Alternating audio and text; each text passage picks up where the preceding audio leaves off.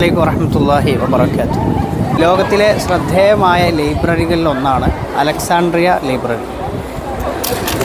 ലക്ഷക്കണക്കിന് പുസ്തകങ്ങളുള്ള ഈജിപ്തിലെ അലക്സാൻഡ്രിയയിൽ സ്ഥിതി ചെയ്യുന്ന ഈ ലൈബ്രറിയുടെ ഉൾഭാഗത്താണ് ഞങ്ങളൊക്കെ ഉള്ളത്.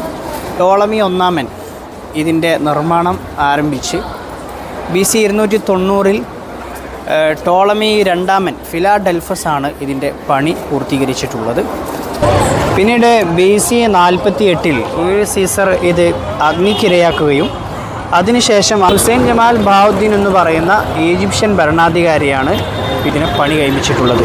അദ്ദേഹം 77 രാജ്യങ്ങളിൽ നിന്ന് 1000-ലധികം മോഡലുകൾ സ്വീകരിച്ച് അതിൽ ഏറ്റവും മനോഹരമായ ഒരു മോഡലായ പ്രഭക്കാരൻ സ്നേഹത എന്ന് പറയുന്ന ഒരു ശില്പിയുടെ മോഡൽ സ്വീകരിച്ചിട്ടാണ് ഇത്ര മനോഹരമായ രീതിയിൽ ഈ ലൈബ്രറി പണി കഴിപ്പിച്ചത്.